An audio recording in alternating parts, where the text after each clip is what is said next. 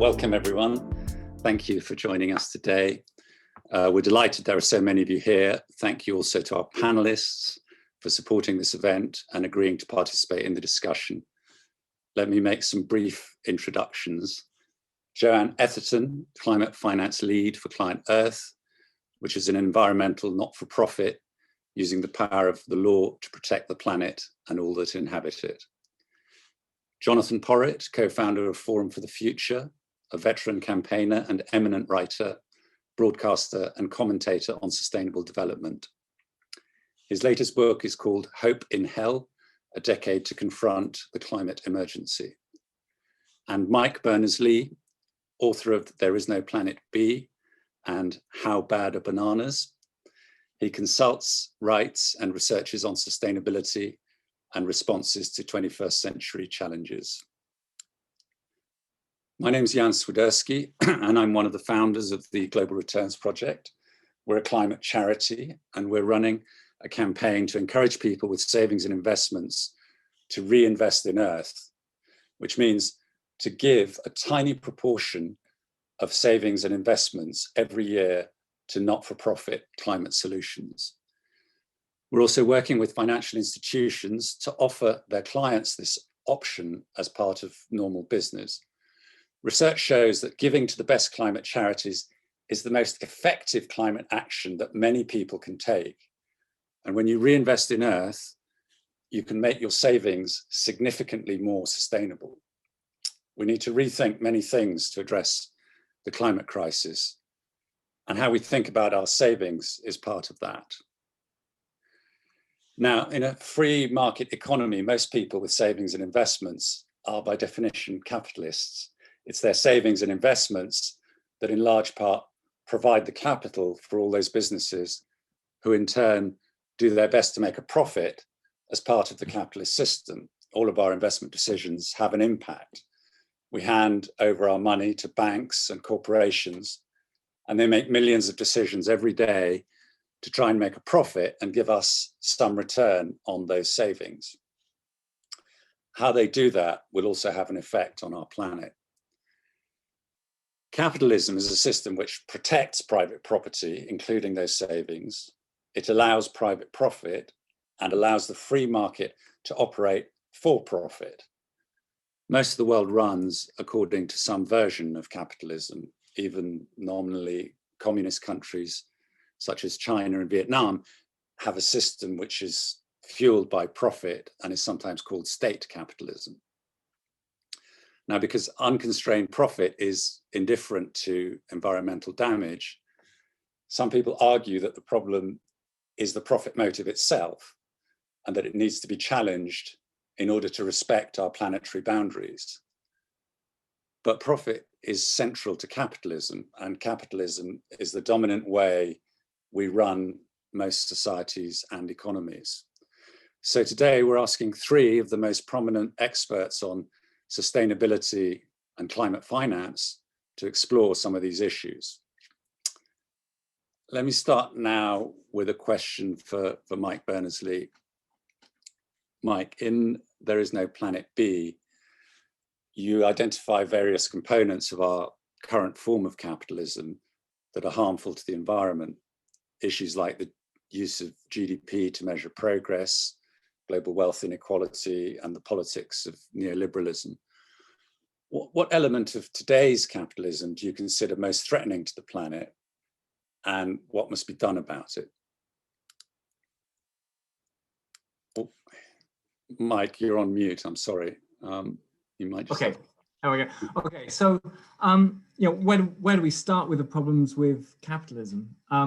So here we are on this incredibly powerful species on this incredibly fragile planet, and it doesn't work to have a system in which small parts of that system, like individual businesses or individuals, are working to their own ends, because that doesn't succeed in looking after the best interests of the whole when the challenges we face are so global and systemic. And I think that's kind of, that's the root of where capitalism as it is at the moment falls down. So yes, the metrics are completely wrong. So we need metrics that are that are to do with the best interests of people and planet. All metrics are simplifications, so they kind of need treating with a pinch of salt, but GDP has so little relevance to the well-being of people and planet that we're just absolutely chasing the wrong thing. That much is obvious. But also the situation in which money begets money is really deeply problematic. So that's building up levels of inequality that don't allow us all to be, here we are, we're kind of on one fragile planet, like it or not. We solve the problems together or not at all. And the kind of levels of inequality that are coming out of a system in which money begets money are just deeply problematic. Thank you. Joanne, do you agree with Mike's view? I mean, what aspects do you think are most threatening to our planet? Well, I definitely agree that we're living on a planet with finite resources and that we are facing a systemic challenge. We need to protect the planet and our way of life because climate change unchecked will be disastrous. And I suppose I see it as the fact that we all need to act together. And at the moment, where people are acting for personal gain and personal profit or thinking about short term, then rather than thinking long term and legacy for future generations, that is harmful. But I would say that I don't think it's an either or. I don't think it's a question of we can either have a healthy planet or a healthy economy. I think we can have both. And I think we just need to, rethink. And I think, what's happened over the last year has led to a number of people rethinking. I would say that our economy is dependent on the health of our planet, but also the planet is dependent on the health of the economy. So I think they are so interdependent. And I suppose what I'm working towards and would like to see is a flourishing planet and good life for everybody. So I do think we need to think more long term. We do need to think systemically and not just think about ourselves and individual profit. I think I'm going to hand to Jonathon.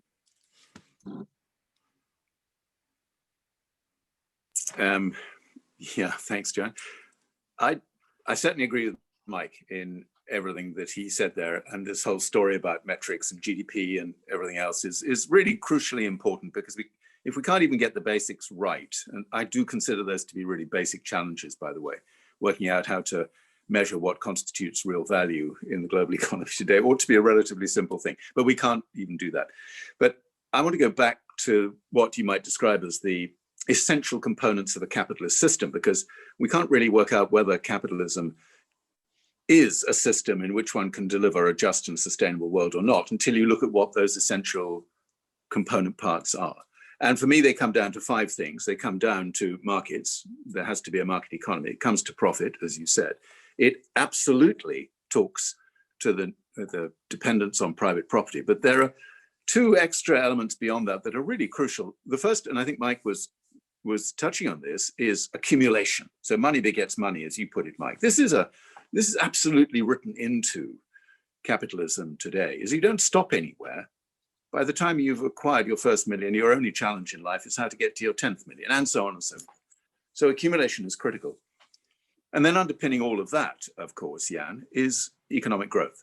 There is no capitalist system that doesn't depend on economic growth. So increases in GDP per capita and national GDP indefinitely, year on year, stretching into the future. That capitalism without growth is a construct that nobody has ever been able to explain to me.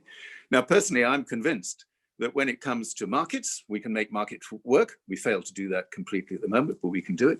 I'm perfectly convinced that we could constrain the profit motive so that it operated much more fairly. And I think that one can temper the hold that private property has over our lives today so that it became much more compatible with a fairer world. Whether we can, at the moment, address these issues of accumulation and growth, that for me is the really difficult question. And I don't see any appetite for getting to grips with those bigger problems whatsoever. Mike, do you want to comment on that? Because I mean, talked about this targeting of GDP and accumulation as being central to the problem, but that seems to be part of the engine of the way capitalism works. Yeah, absolutely. I mean, so so I think there's room on this fragile planet that we're on now to have any enterprise or any organization or any business that exists primarily to make money. You have to exist primarily for the health of people and planet in some way. The world's just too fragile. If that's not your primary objective, then you'll end up causing harm. I think that's pretty clear cut now. And in terms of the growth debate, I mean, again, for me, it's about the metrics. I think we just need to have a look at what the real question to unpick is: what in today's world is it still okay to grow? So I think it would be okay to grow biodiversity. I think it would be okay to aspire to grow human well-being if it was, done in a way that's not at the expense of the planet. It's not okay to grow fossil fuels. I think GDP, inherently, in theory at least, I could imagine a world in which GDP still grows, but that could only be done in a healthy way in a world where actually nobody cared enough about the GDP, because what they were actually pursuing was the growth of maybe some other things that we do drastically need to, there are some things that we could still aspire to grow. Thank you. So, I mean, we've identified some problems there, and Jonathon, in your book Capitalism as If the World Matters, you argue that serious alternatives to capitalism just aren't feasible, and you encourage reform from within, and that it's the only system which can reconcile ecological sustainability and this pursuit of prosperity and well-being. Have you changed your view at all on that in the last 15 years? No. This is just me being ultra pragmatic. We haven't got much time to do what we need to do to make our economies on this planet genuinely just and sustainable. And if we have to overthrow capitalism first before we can get on with that business, you can forget it. And if anybody wants any further tuition in realpolitik, let's just bear in mind that there are now more than 1,000 billionaires in the world today, each of whom would almost certainly be prepared to conscript their own private army to hang on to the trappings of capitalism rather than see it overthrown. So there is no way in which we are going to have a route to a sustainable world unless we do it via a variant of capitalism. And obviously, Jan, we need to come on and talk about what kind of capitalism, because it's no good just having this generalization for capitalism as a settled construct that applies equally and universally, because it doesn't.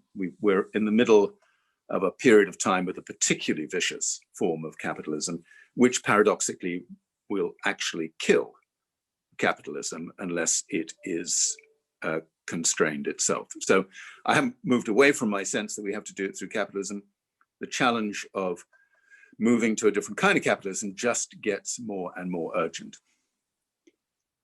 And if we're going to think about ways to constrain it, I mean, obviously there are sort of moral arguments we can use about getting people to do the right thing. But if you've got this very powerful profit motive, which is constantly prioritizing profit and growth, then where do we go? Is that Joanne's work at Client Earth and using the power of the law? I mean, Joanne, what do you think about that? I'm interested to see what's happening in the chat as well. There's a lot of people beginning to say, we haven't got time, and I would agree with that. We need to work within the current system and try to reform it. I think we're doing both of those things. Yes, I think we need to act urgently. I think the legal intervention, we've got a lot of the framework in place in terms of laws already, but I think until you see those laws being upheld and enforced and people being held accountable, they're not necessarily going to be taking those actions. I mean, I think I think the concern at the moment, that one of the concerns I have, is that, you know, we have the structures, we have the legal structures, but actually companies are still looking at how they can do things at the edges, and how they can, you know, if they're not being held to account, you know, people will keep acting in their own sort of interests. I'm not sure that I've answered your question, but you know, I do think that there is a place for the law in this. And I suppose what we're trying to do in many ways at Client Earth is, you know, work within the system, but also try to reform it as well. You know, so we're clarifying the law, we're getting, you know, people to think about things, you know, duties under the law are not static. And I think that's a really important thing for people to realise. You know, things like fiduciary duties, which we'll no doubt talk about later, are dynamic. And so what was, you know, appropriate within the law 10 years ago isn't necessarily now, because things have moved, science has changed, the circumstances have changed, you know, appropriate behavior has changed. But, yeah, so I saw that as part of your work at Client Earth, you reviewed annual reports of 250 of the largest companies on the stock exchange, and you found that only 4% of these companies' financial accounts made clear reference to climate change related factors, and only 4% of the audit reports explained whether the auditors had considered these factors.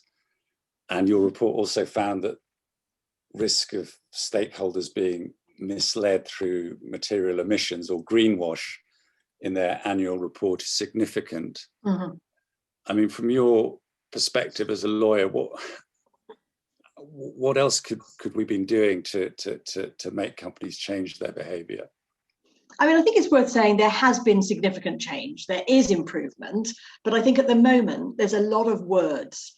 So what we're seeing is a lot of narrative reporting, a lot of companies saying things about climate and considering risk, but they're not actually changing behavior. So what we really need is behavior change. And I think, as I've sort of already intimated, I think part of behavior change is, you know, seeing the regulators doing more, seeing actually people taking action when people breach. We have highlighted to the regulators on many occasions that companies are not taking these things seriously, that they are not actually you know, reporting as they should, they're not dealing with their principal risks. And it's not always about risk, it's about opportunity, it's about action. But, you know, we do need more pressure to see people actually being accountable. If shareholders are going to make the right decisions on where they allocate their capital, they need information. And there's still a lack of transparency. You know, there's a lack of consistency across the system. And as our report showed, you know, there was a lot of disclosure that was just unclear, or, you know, you just didn't really know what it was. It was just at the surface. There was nothing behind it, no actual strategic plan. And we're seeing that with a lot of companies now, making declarations, saying things that they think people want to hear, but not actually taking action. So we need people to be held to account. Jonathon, what do you? No, I entirely agree. I start from some incredibly simple premises here. The voluntary principle, asking companies to do things on a voluntary basis, is utterly forlorn. It is a complete waste of time. We are not going to make the changes we need to make via continued dependence on the voluntary principle. So we have to drive this via legislated shifts. Governments actually do have to step up and reframe the markets so that companies can deliver what they need to deliver. I'm very clear about this. Forum for the Future, we work with a lot of companies, and I really like what the good ones do because it's really important. But I have no illusions about this. This massive transformation in the nature of the capitalist system is not going to come through companies. However progressive, enlightened, intelligent, smart, agile they might be, it will only come through governments reframing the laws by which companies then have to operate. So I like the fact that companies have got an ambition level today. But on Monday, Unilever, for instance, first large global company to publish its climate transition action plan, which it is taking to its AGM to tell its shareholders, you don't understand anything about what the transition to a net zero economy looks like. We're going to tell you what it looks like, and you better wake up, because it's pretty dramatic and it's going to entail a lot of implications for shareholders. So get your head around it. I hope that's the first of many, many companies that help their shareholders understand this, the state of this. But really and truly, governments have been pathetic in mandating levels of transparency. Everybody is so excited about the task force for climate-related financial disclosures. For God's sake, that's been going on for 5 years. We aren't going to have it here as a mandatory thing in the UK until, when is it, Joanne? Next year, 2023? I can't remember, sometime in the near future. What will happen? We'll get a lot of pretty modest attempts to calculate non-financial risks, and it won't actually help shareholders very much at all. It is the fault of government and the fact they don't empower their regulators, not the fault of the companies themselves. So, Mike, you've said in the past that the simplest solution is a carbon price at the point of extraction. So, well, in terms of one piece of regulation, yeah, that as one mechanic, yes, that would be very good. Probably looks essential. But I mean, just hearing the debate on regulation, it's absolutely clear we need some much stronger regulation, and that's clearly incredibly important. I also don't think it's ever going to be enough. I think, the world is fragile, and the complexity of it all, there will always be wriggle room if regulation is all that it is. So I think it also needs to be kind of accompanied by a huge cultural shift that comes from everywhere. It comes from all of us as individuals pushing in whatever way we can, so that the public cares. Nobody wants a pension scheme that's invested in the wrong stuff. The people who run the pension schemes are asking really, really hard searching companies of the companies. The people in the companies don't want to work in a company that isn't also asking searching questions. It needs to come from everywhere. The analogy I draw is that, in the UK at the moment, there are only something like 600 murders a year. Well, why is that? It's not because it's primarily not because everybody's scared of being sent to prison if they commit a murder, right? It's primarily because most of us don't want to do it, because it's culturally just, we're, from the moment we're born, we're brought up that that's not the right thing to do. It's pretty deep in our culture. We need that around the way businesses treat everything to do with people and planet. So we need to ingrain it hard. thank you.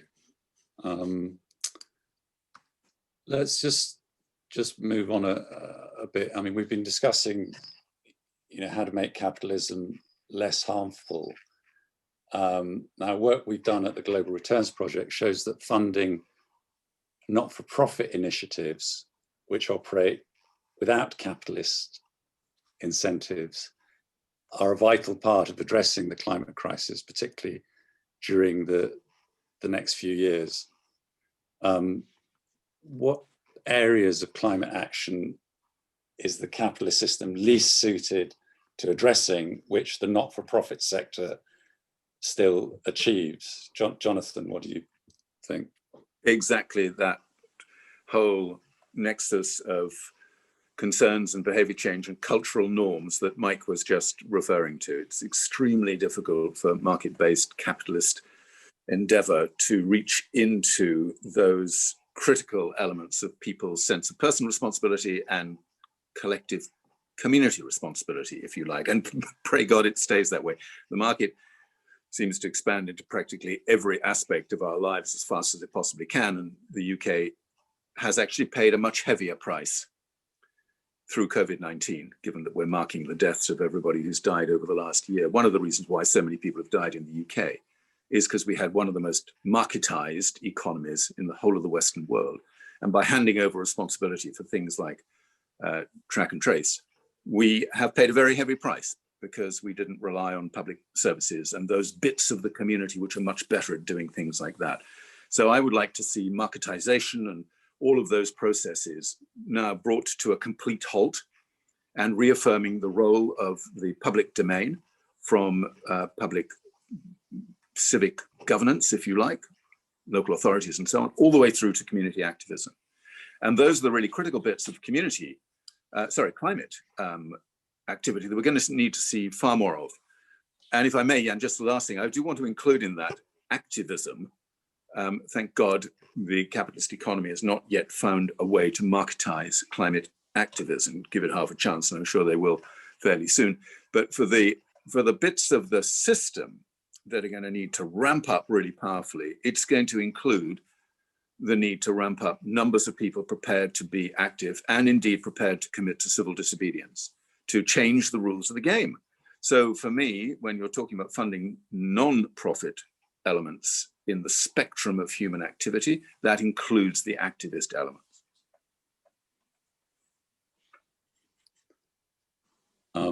Joanne, I mean, Client Earth has been quite involved in a lot of very effective advocacy work. Do you want to just comment on that briefly? I mean, I think the non-profits have such an important role to play in actually, as I say, holding people to account, in calling out the hypocrisy, calling out the greenwash, and actually, ensuring that there is a just system and that people can actually, have justice. And I think that's one of our concerns is actually, how do people hold companies to account? And I think part of our system at the moment is that actually it's very difficult for people to, to challenge directors of companies and others. And, so, yeah, I think the not-for-profit has a huge part to play, really, as Jonathon has said, in sort of actually standing up and asking for change and bringing change. So Client Earth, obviously, we work across the whole spectrum of law in starting laws, in looking at policy change, in getting laws implemented and then getting them enforced, because you need it at every stage, and we need to make sure that people are mobilized. So as Mike has said, pension members, we've been encouraging pension members to write to their pension schemes and say, what are you doing? Or people might be thinking about writing to their banks. It's the banks, it's the insurers who are actually funding these issues. We do need people to actually take responsibility. And I mean, one of the areas where we have an overlap is this idea of payments for ecosystem servicing or offsetting, where it seems to be an area where things which might traditionally be not-for-profit are trying to find market mechanisms to fund them. Do you think that those kind of approaches can work, or do you think it's the wrong framework to think about them? Mike, do you have a view on that? I only heard half the question because my connection went down for a sec, but I think I got the gist of it. So just how crucial is the role of not-for-profit? I think the example really crucial is clearly the answer. I think I've already said that in any case, I don't really think that there is room for organizations that are for profit. You need to be primarily for the best interests of, something to do with the best interests of people and planet. It's okay to be for making a living, but for profit is different and beyond that. I think for us to pick one one example, I'd probably pick Extinction Rebellion if you wanted an example of the powerful role that an organization at its best can have in just creating the space for change. And I think it's easy to be, I know they're coming for a lot of criticism and no organization is perfect, but at their best, I think it was really clear, the role that they had in getting change to happen now. Yeah, and just, if I may, coming back to your question about the dilemmas that we face now in terms of getting the best out of markets without giving away everything that's precious to us, because that's the trick we're involved in. We know that markets are an extremely powerful construct for getting stuff delivered in an economy. But we've got a real dilemma on our hands now in terms of the natural world. And Partha Dasgupta's latest report, amazing report on the state of our planet today, on biodiversity today, goes right to the heart of this, because he does come to the conclusion that in order to prevent this damage going any further, we're going to have to put a price on these natural assets from rainforests onwards. and that we have to get good at doing that, and we have to do it fast, because if we don't do it fast, then the fact they don't command a value unless they're up for commercial exploitation means that we will lose them. And of course, that's massively controversial in the Green Movement. And I feel very personally torn about this, because his analysis is impeccable. You just can't deny it. But the idea that we can only address these continuing destructive elements in terms of our relationship with the natural world by ascribing a financial and monetary value to those elements in the natural world, a little bit of me still kind of says, oh my God, no, if we do that George Monbiot style, then we've kind of lost it. It's gone. It's gone, because we've said the market is the only means by which we can drive any part of what matters to in life. So I am really stuck with this one. I find it extremely difficult to address morally and practically. Mike, do you want to say anything? Well, just, so I'm increasingly talking to asset managers about, how, when they talk about, financial value, well, you can't maximize financial value and look after the environment. You can maximize value and look after the environment, but you have to redefine value. Yeah. And includes more than just money. And I think that's, that needs staring absolutely, every asset manager in the world needs to stare that one in the face. It's a lie to say you can maximize profit and do the right thing by the planet.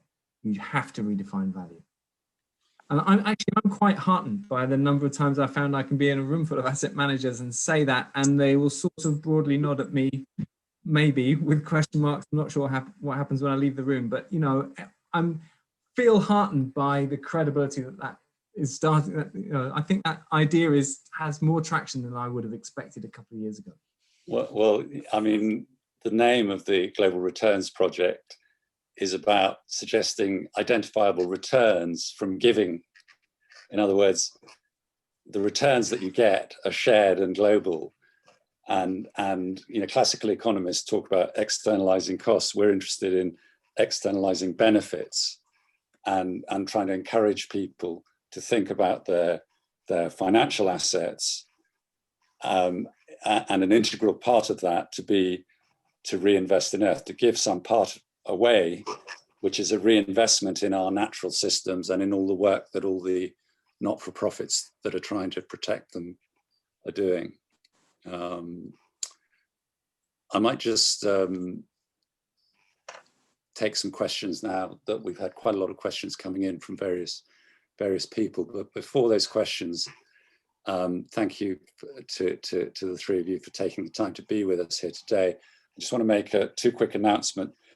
If you've enjoyed the discussion, we've scheduled a second installment of Capitalism and the Climate Crisis for the 20th of May at 3 p.m. London time. And that panel is called The Future of Energy in a Capitalist World, with Rajiv Joshi, Juliet Davenport, and Ben Goldsmith. We'll be emailing you a link to register for that panel, or you can register right now using a link which will be posted in the chat, which I think Jack will do. And second, just a quick reminder that we plant one tree every time someone subscribes to the Global Return Project mailing list. And you can do that on our website, globalreturnsproject.earth. And you will also then receive a fortnightly newsletter. Climate change is complicated, and every 2 weeks we try to make things a little bit clearer, writing about some aspect of the climate crisis and putting together the best articles, videos, and podcasts that we found. The newsletter also has interviews with climate advocates and experts. Now let's just take some questions from the audience.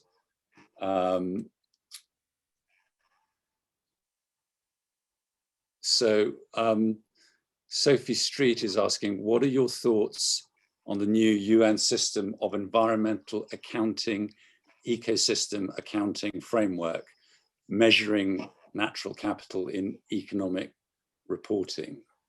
I think we touched on that earlier. I don't know who wants to take that. Maybe Jonathan. I think there is a way of doing this. Personally, in a capitalist system, you've got to deal with capital There's no point having any other foundation to your economic theory other than capital. That capitalism is about the ways we create, manage, and share access to capital. So increased sophistication in the way we measure natural capital is critical, as is the case with human capital, social capital, and so on, just like we measure financial capital, manufactured capital. We have to get better at that. It doesn't mean to say that those valuations then become the only metric by which we do what we have to do to the natural world. But it would be very helpful if we were just a lot smarter at understanding the true value that we derive from natural capital. If you're uncomfortable about using natural capital to explain all the wondrous beauty, diversity, and magic of nature, I get it. I understand that that's, to a lot of people, completely abhorrent terminology. But just for a moment, if you buy into language sometimes being useful for different purposes in a very diverse society, I think just go with that one.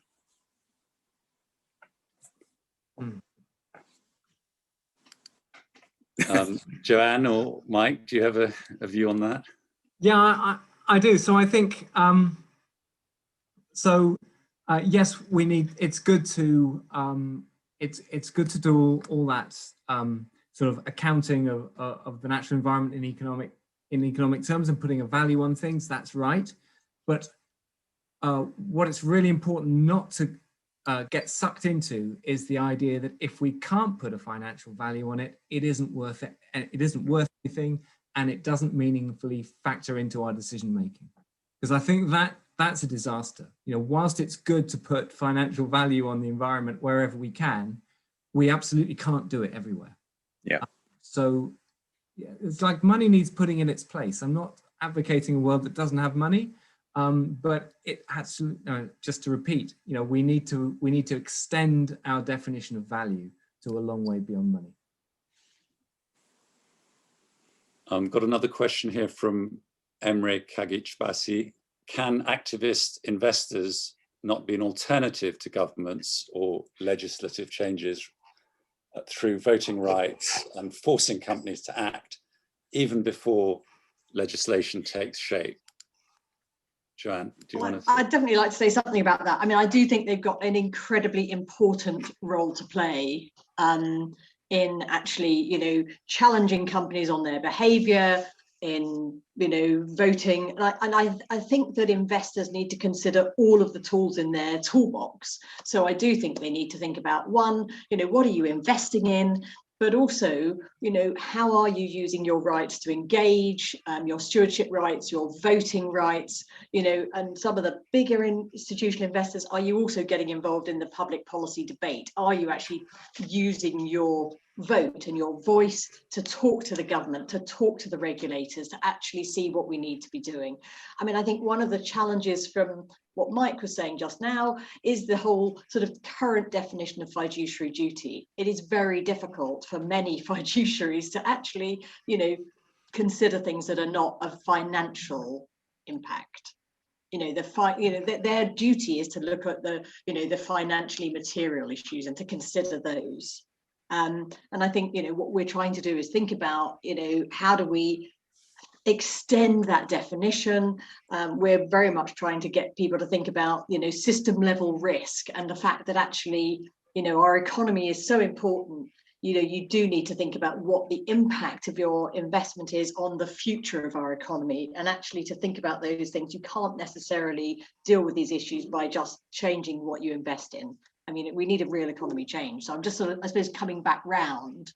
But yes, people should be using their votes, and members of pension schemes should be ensuring that their pension schemes are voting and actually challenging companies. I mean, I suppose there's one example, it's slightly to one side, but if you think about some of the audit failures there have been, and yet the incumbent auditors always still seem to stay in place. People don't vote against them, you know, and it just makes me question the system. For sure. I think that, yeah, the answer question must be that activist investors have a really important role to play, but we need tens of millions of them who are invested in these companies. And frankly, that is not where we're at the moment. And it's worrying to me that so many people are still invested in companies they don't even know where they're invested. I mean, I think Joanne's point about members of pension schemes actually getting to the first level of activism, which is to say, could you please tell me where you invest my money? Because I'd quite like to know now, as I've heard there's a bit of a problem with something called climate change. Would you help me now and tell me whether you invest my money, for instance, in big oil? Honestly, the number of activist members of pension schemes, corporate pension schemes, is still far too low. So let's have the activist investors, both at a big scale, institutional investors invested in big companies, and micro activism with individual members of pension schemes. Couldn't agree more. Can I just add one thing to that, Jonathan? Thanks very much. I mean, I think transparency is so important. And what has been interesting as we've had discussions with trustees is quite often they say, oh, members don't ever raise these issues. Exactly. And it's really frustrating. So members, please do write, do challenge your pension schemes on what they're doing. Yeah. I've got another question here from James Poston. Completely agree on the need to move beyond GDP in metrics. What would the panel recommend in its place, and how can it be implemented? Have you had any thoughts on that, Mike? Well, I think all metrics need to be treated with a pinch of salt. I think you need to stand back from them all and say, look, yeah, but hang on, because they're all approximations, they're all simplifications of everything that matters in the world. So you still need to be able to stand back and ask the question: are we sure that these, if we pursue these metrics, we're not incurring some some perverse incentives to do the wrong thing in some places? But I don't know. There are various frameworks. There's quite a nice bioregional came up with this framework of 10 hallmarks for one planet living, which is quite a nice way of looking at it.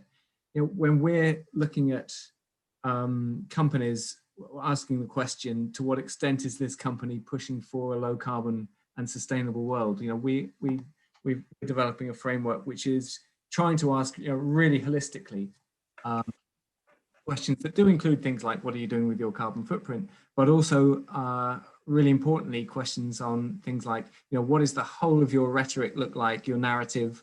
How coherent are you across absolutely everything you do? What are your widest impacts? What are the products that you're selling? Do they contribute to the low carbon world? Just asking from every angle you can, to what extent is everything that this organization is saying, thinking, and doing for the kind of world that I want to see? And I think it's a really kind of, it's partly, I think it's inevitably partly qualitative and partly quantitative. Jonathan, do you have? Yeah, agree. As Mike says, there are tons of frameworks which would give us a much better diversity of data. It's not that we're going to get away with GDP data. GDP is still a fairly relevant measure in the mix. It's not that aberrant a way of looking at part of a nation's progress. But the reality, and it's very, very clear, all of these alternatives have been around now for a long time. Governments profess to be interested in them. Don't forget how enthusiastic David Cameron got for a while in a new well-being framework for the UK, and our Office of National Statistics actually came up with a really brilliant integrated approach to getting a proper snapshot of where things were in the UK. Come the next election, David Cameron didn't give a tinker's cuss, I was about to be a lot ruder, about any of that. It all disappeared completely, and we reverted straight back to my promise of growth is bigger than their promise of growth. So it's not that we don't know how to do with it or bring forward more sophisticated ways of doing it. The political will, when it comes to it, is unfortunately very weak indeed. So, that suggests, brings us to a question which, Sam Jackson has put in the chat. So in the discussion so far, the panel have acknowledged that both activism is key to steering social change, and also that overthrowing capitalism is largely unrealistic, given that many activist organizations argue that capitalism is incompatible with sustainability, do these groups need to change their messaging, or are they just poorly informed? Well, they're not poorly informed, and I'm sorry, I may have got this a bit askew earlier. This particular variant of capitalism, and it really is possible to define very carefully what this neoliberal, extractivist, kleptocratic form of capitalism looks like, which automatically extracts value, not just from nature, but from the whole of society, and funnels it upwards. There's no such thing as a trickle-down story. There's just a massive sucking up story. This particular variant of capitalism can never deliver a just and sustainable world. It is completely impossible. Is there a theoretical variant of capitalism which would allow us to get pretty close to what that just sustainable world might look like? I think there is. Now, some people might say that's not capitalism. It's so different in kind that you're going to have to call it something else rather than capitalism. But for me, if you go back to the essential components of capitalism, I think you can do it. So I don't think people are wrong, but I think we've got to be clearer that it's this model of capitalism that is so totally problematic for us at the moment. A question from Daisy Vivian. Do you think COVID-19 will be or has been an accelerator for a green recovery or a green transition? Well, I think it's really confused things. I think, just over a year ago, I think it was really sort of clear in some ways who needed to do what, who needed to push in what ways in order to get some of the transition we needed. You know, it was pretty clear to me that there were people taking to the streets, and if they continued that vein of protest in the right way, possibly even more cleverly than they had been doing before, that was part of the solution. And there were things, if you ran a business, it was clear what you had to do. If you're a politician, it was clear what you had to do. If you were going to vote, it was clear what you had to do. You know, there was pretty clear what every part of the system needed to do its bit to push for the change that we need to see. And I think COVID really sort of confused that whole picture quite a lot. It was a mixture of, on the one hand, it's kind of sharpened the focus and made us realize how fragile our lives are and so on. And it's cut a little bit of carbon and changed a lot of habits and showed that change is possible. And on the other hand, at the same time, it's been a huge distraction. So I think it's really muddied the waters, but it's clear that there are decisions about how we come out of COVID that are, you know, it gives us an opportunity to make this a moment at which we, for the first time, get serious about the sort of transition that we need.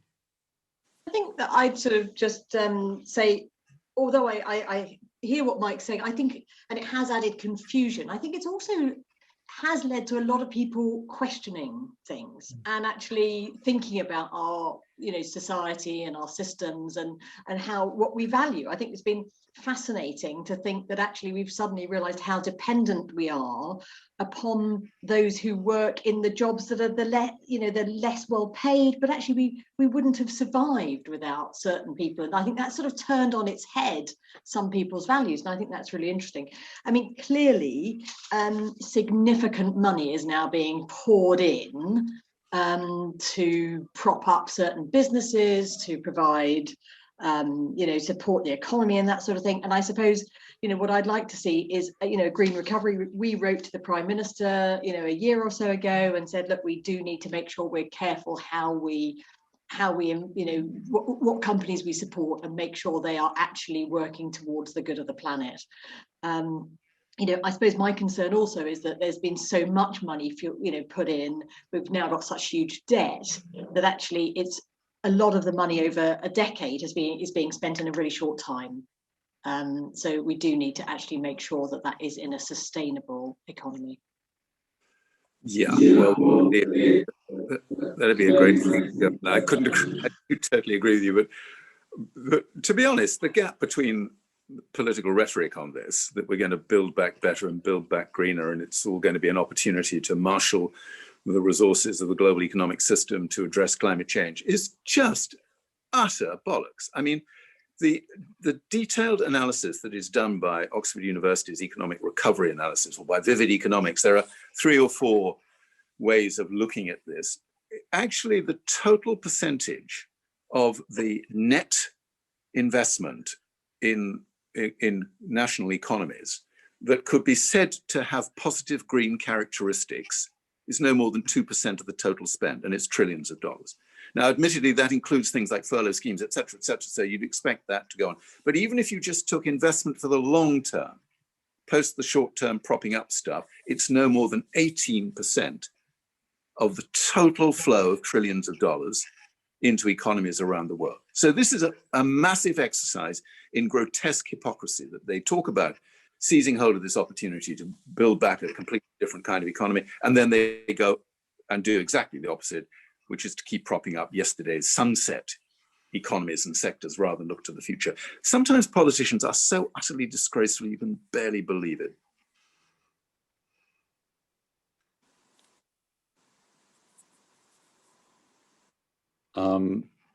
So I've got a question from Ed Mangles. ESG data standardization and benchmarking across jurisdictions is a huge challenge.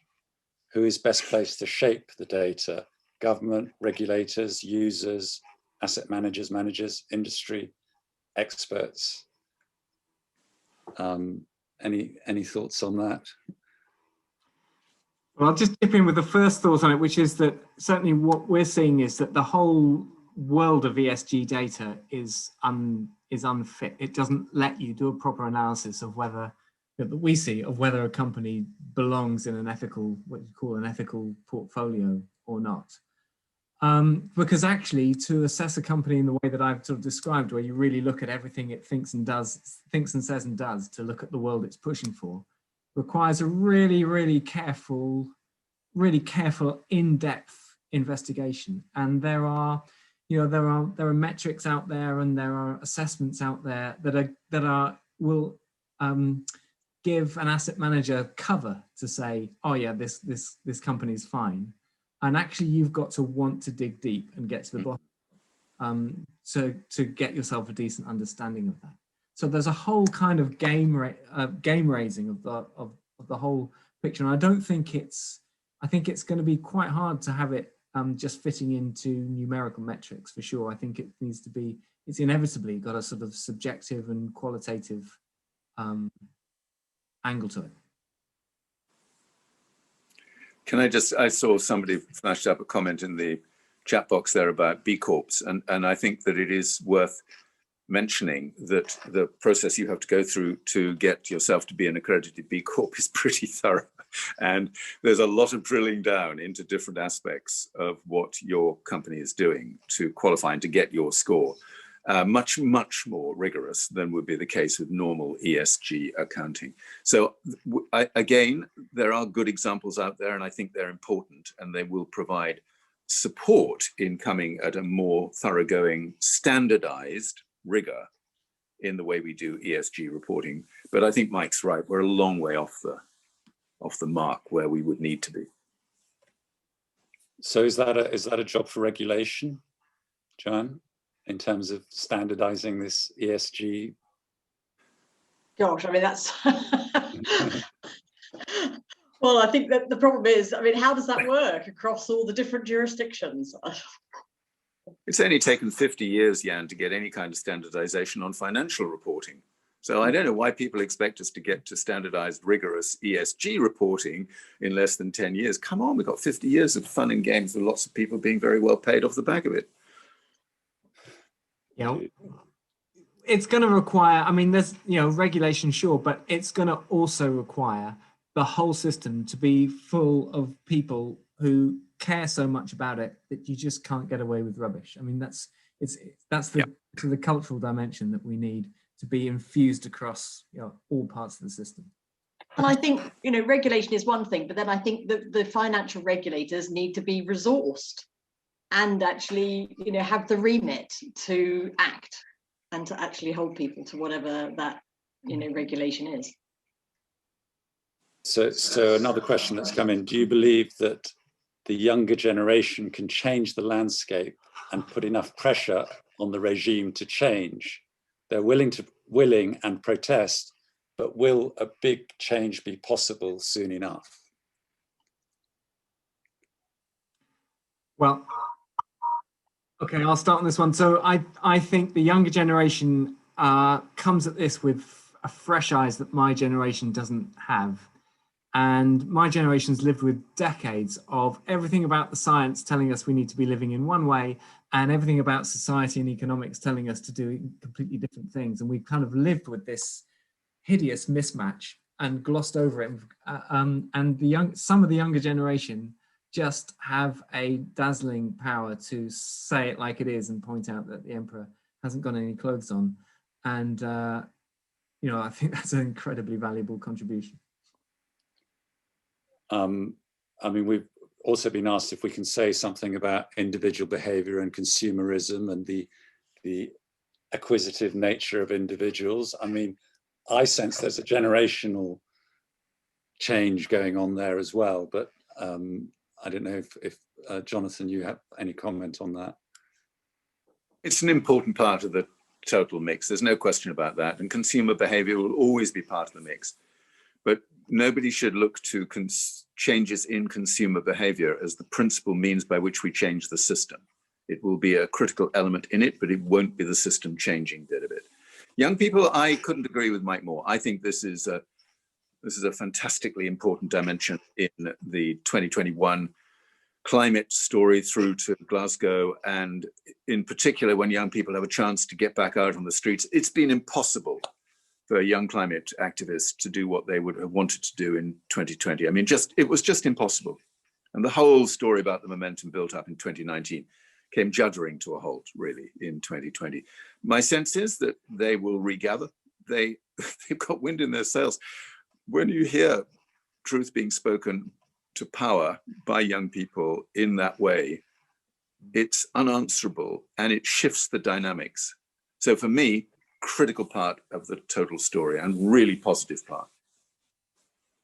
Thank you. So I think we're running out of time. So I'm going to ask maybe if each of you could give us a positive thought on which to end the discussion. Joanne, do you have a... My positive thought is that actually, you know, it's involved. This is something that all of us need to be involved in. We all need to play our part. So whether it is your, you know, how you are acting as a consumer, how you are acting as a saver, you know, please actually ask those difficult questions. I think sort of building on what Jonathan has just said, you know, don't just leave it to, you know, to the few. Actually challenge your pension provider, your employer, you know, everyone about what are they doing to have a sustainable economy and have a sustainable environment. Mike?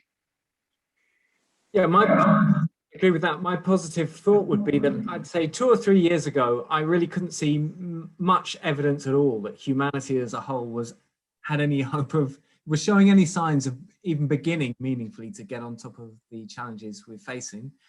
I'd say now that has started to really change. We have a long, long way to go. But I think the first kind of, if we look at system change, I think the first proper cracks in the old system are starting to show. And we don't know whether it's too late or not, or whether we'll be able to make the huge transition that we need. But I think I certainly feel more heartened than I was 2 years ago, that although the science has got worse, you know, the evidence that humans might be capable of making the big transition, I think, is greater than it was 2 years ago. Very long way to go, but we might. Jonathan? Yep, agree. Absolutely agree. There's been a quickening in the last couple of years of the human response to a quickening in the physical manifestation of a changing climate in nature. My positive contribution is something we haven't touched on today, which is a bit weird, but maybe it's going to be the subject of your second of these 2 sessions, Jan, which is technology. Let's just celebrate the fact that if we wanted to be as purposeful in our response to the climate emergency as we've been in our response to COVID-19, we could have 100% of the world's electricity needs met by renewable energy by 2030. If we wanted to do it, we could do it. And we will actually get much, much closer to that than you might imagine. In the UK, for instance, we'll probably have between 75 and 80% of our electricity coming from renewables by 2030. doability is critical to credibility. And if you can create the foundation, you can do a hell of a lot more beyond that. Well, that's a good positive thought. Well, thank you very much, all three of you, for joining us, and thank you for a really great discussion. And I hope you enjoyed it as much as we did. And thanks everyone for coming. Thanks everyone. Bye. Thanks. Bye.